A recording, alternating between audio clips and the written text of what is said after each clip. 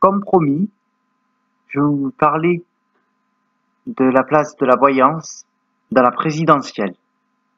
Pour cela, je vais vous faire tout de même une rétrospective et on va remonter jusqu'en 2002 pour faire un point sur les présidentielles passées.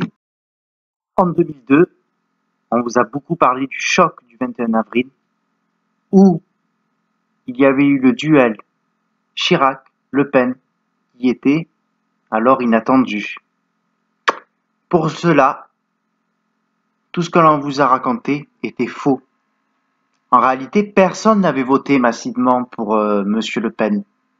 Ce résultat résulte tout simplement des électeurs du Front National qui ont toujours été fidèles et qui n'ont jamais été vraiment sujets à l'abstention.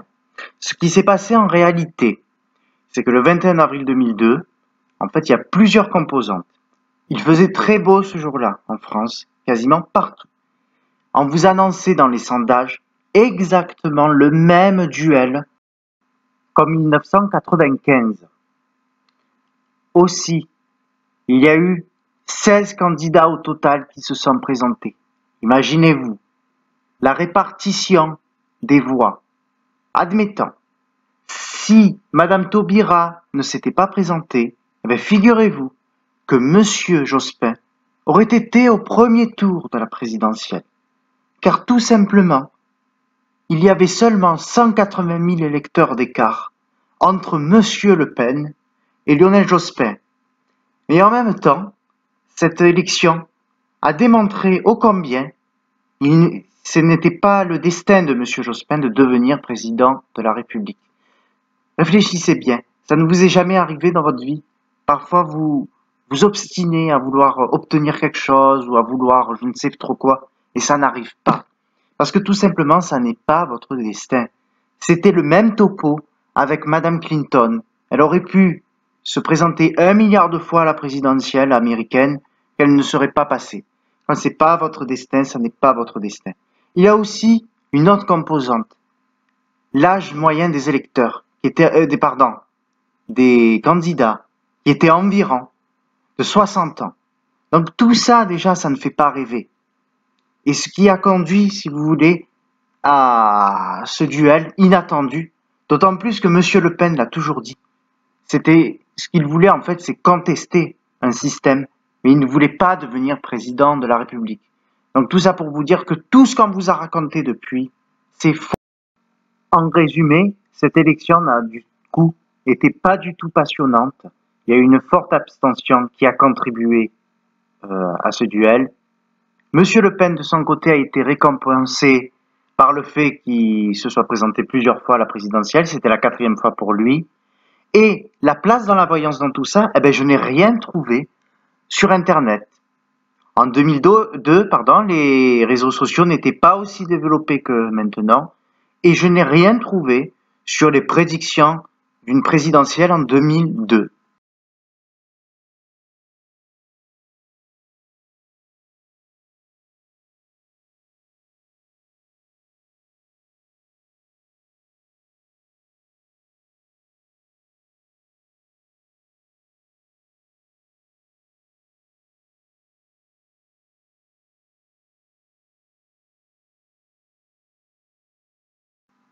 Ah, 2007, cette fameuse année où le duel Sarkozy-Royal était annoncé depuis très très très longtemps. L'embonpoint dans cette élection, c'est que la participation était très importante. Vous êtes passionné pour cette élection et de ne plus faire la même erreur qu'en 2002 où personne n'était allé voter. Pour ma part, c'était la première fois que je votais et franchement, qu'est-ce que je me suis pas ennuyé. J'ai trouvé cette élection nulle.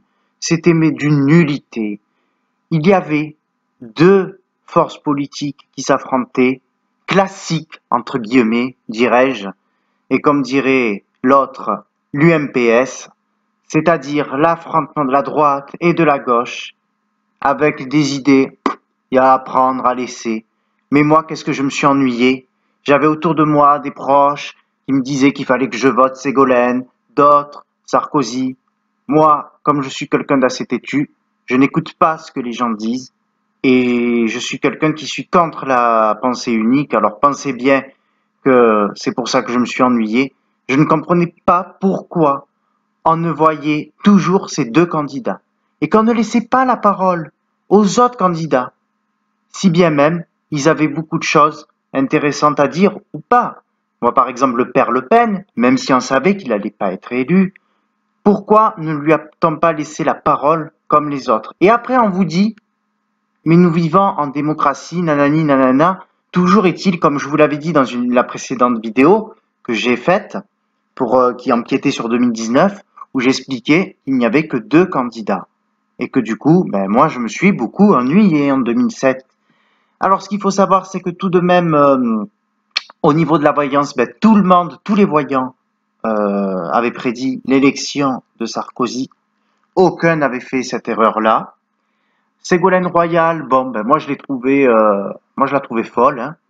Et le débat en lui-même, elle est tombée dans le piège que lui avait tendu Sarko, puisque comme il sait que son adversaire est assez sanguine, donc du coup, elle était tombée dans le piège où il lui a rappelé, ben, pour être président, il faut garder son sang-froid, ce qui est totalement vrai. Maintenant, ce qu'il y a, lorsque je demandais aux gens pourquoi ils votaient Ségolène Royal, eh ben, vous n'allez pas le croire, personne n'a su me dire pourquoi.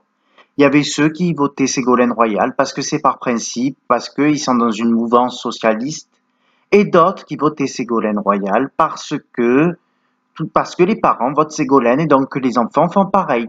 Ça, j'étais très attristé par ça parce que je trouve qu'on a tous le droit de voter pour qui on veut. On a le libre arbitre. D'abord, un vote, c'est un bulletin secret. Alors moi, ce qui m'a également choqué, c'est que tout le monde dit, ah ben moi je vais voter pour Sarko, moi pour Ségolène. Bon, en tous les cas, moi ce que je retiens de Ségolène, c'est que elle est pas si, quand même pas si folle que ça, hein. C'est quelqu'un qui est pugnace. Elle y va au combat tout de même. Et croyez-moi, si elle avait été au sein de l'UMP, elle aurait fait une bonne candidate et le scrutin aurait été serré si c'était l'inverse. Par exemple, si Sarko était du Parti socialiste, Sarko le beau parleur, et Ségolène Royal, qui, je suis désolé, avait quand même des valeurs de droite. Elle parlait beaucoup de la famille et souvenez-vous, elle voulait que les délinquants fassent l'armée. Enfin, il y avait un truc avec le militaire, quoi. C'était en relation avec le militaire. Et un an avant la présidentielle, vous pouvez chercher dans les archives, en mai 2006, autour du 30 mai 2006, je ne sais pas ce qui lui avait pris, une folie totale. D'ailleurs, les socialistes étaient très gênés. Elle avait eu des idées pires que le Front National. Elle voulait couper les allocations familiales aux parents d'enfants délinquants. Elle voulait, mais alors je vous dis pas, retrouvez-le, vous allez voir. C'est pour ça que le fait que 47% aient voté pour Ségolène Royal au second tour, il faut vraiment avoir la mémoire courte. Parce que Ségolène Royal, elle a retourné la veste quand même plusieurs fois. Toujours est-il que, comme je vous explique, elle avait des idées qui étaient plus de droite.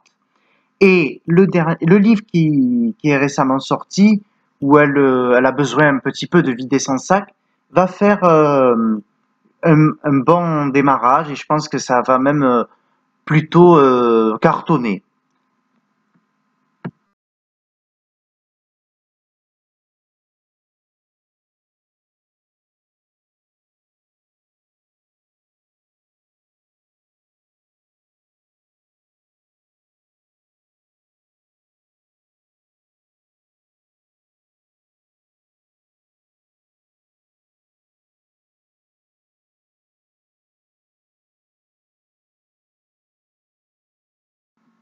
Ah, et l'année 2012, ces fameuses élections où 9 voyants sur 11, dont j'en fais partie, voyaient Sarkozy l'emporter. Pour ma part, alors c'était le début de la voyance où je m'amusais un petit peu à faire des prédictions comme ça. Moi, je le voyais passer de justesse, Sarkozy. Après, Hollande, pas du tout. Moi, je le voyais pas du tout président de la République. Et le 6 mai 2012, comme je vous l'avais dit déjà, je n'en revenais pas de ce qui s'est passé. Franchement, ça relève de l'extraordinaire. Nous sommes en France en 2012. Aujourd'hui, on a toujours les mêmes problématiques qu'en 2012, même en pire.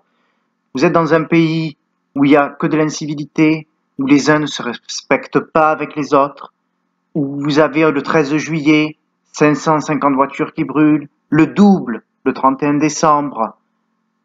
Personne ne respecte les personnes dépositaires de l'autorité publique. Et avec tout ce qui se passe en France, imaginez-vous, le socialisme revient. Alors là, franchement, c'est incroyable. Autant on veut se débarrasser de Sarkozy, vous l'aimez pas, parce que ceci, parce que cela. Bon, après, Sarkozy, il y avait des choses intéressantes, ça ne tient qu'à moi, sur son programme, comme la TVA sociale, comme la défiscalisation des heures supplémentaires que Hollande a enlevé de suite. Et il est arrivé, Hollande, l'homme 3%. Souvenez-vous, 3%, que jamais il serait président de la République, que personne ne voyait. Je connais même des gens qui se moquaient de lui et qui ont voté pour lui. C'est dire. Franchement, mais alors là, ne pas avoir vu que Hollande allait être le président le plus nul, franchement, c'est ne pas vouloir le voir. Et donc, pareil, les sondages, vous en aiguillez encore une fois. Comme elle le disait d'ailleurs, ça me faisait beaucoup rire, c'est Anne Romanoff qui disait toujours dans ses sketchs, vous avez mis 4 mois pour les lire et ça fait 5 ans que vous essayez de vous en débarrasser. Alors Hollande, c'était très simple. Alors moi, comme je sais que je m'amuse à juger à partir d'un visage, ben, ça fait partie d'une des petites compétences, entre guillemets, je dirais, du médium, c'est que franchement, la personnalité de Hollande est écrite sur son visage. Mais alors là, il n'y a pas photo. Je veux dire déjà l'élocution, c'est quelqu'un qui a une élocution hésitante, c'est quelqu'un qui a des yeux plissés vers le bas. Ça c'est très très flippant. J'ai rarement vu quelqu'un qui avait les yeux qui tombaient vers le bas. Parce que vous voyez, alors c'est pas des yeux bridés qu'il a, mais c'est des yeux quand vous regardez au niveau des paupières et tout, il y a quelque chose qui part vers le bas. Alors ça me faisait toujours rire, il avait toujours un manche plus court que l'autre. Mais c'est extraordinaire, mais vraiment. Alors oui, pour les comiques, après Sarkozy, ils ont été servis par Monsieur Hollande. Mais alors franchement, moi je le savais dès le départ que ça allait être nullissime. Et les proches autour de moi me disaient, oh Jo, mais non, mais tu es un petit peu médisant et tout. Et après, ce sont les mêmes qui m'ont demandé comment j'ai fait pour savoir, enfin, ou pour le voir. Bon, ben ça, hein, j'ai pas répondu. Hein. Et donc, du coup, Hollande accède au pouvoir. Et d'ailleurs, pour la petite info, il a été même reconnu, il n'a jamais autant flotté pendant 5 ans en France. Entre 2012 et 2017, qu'est-ce qu'il n'a pas plu? De mai 2012 à décembre 2012, alors vous savez que j'aime la météo, hein. Donc je vais vous faire un petit aparté. De mai à décembre 2012, il a beaucoup plu. Alors qu'il y avait une grande sécheresse entre janvier et mars. Je m'en souviens très très bien. Ensuite, nous sommes passés en 2013. Printemps très pluvieux, l'un des plus pluvieux à cette date-là, et frais. Vous avez eu ensuite l'hiver 2013-2014, qui fut l'un des plus pluvieux depuis 60 ans. Vous avez eu ensuite l'été 2014, l'un des plus pluvieux depuis les années 50. Vous avez eu également le printemps 2016, qui a été particulièrement pluvieux et l'un des plus pluvieux à Paris depuis au moins un siècle, voire un siècle et demi. Alors ces sources, je les ai cherchées un peu sur Internet, et donc c'est pour vous dire quand même, cherchez l'erreur. Qu'est-ce qui n'a pas plu avec lui? Mais bon, il a accédé au pouvoir, et vous avez vu, au final, le résultat, jusqu'à 9% d'opinion favorable au minimum. Et comme je vous l'avais déjà dit auparavant, c'est le seul président sous la 5e République qui restera le plus impopulaire. Même Macron, il ne fera pas 9%,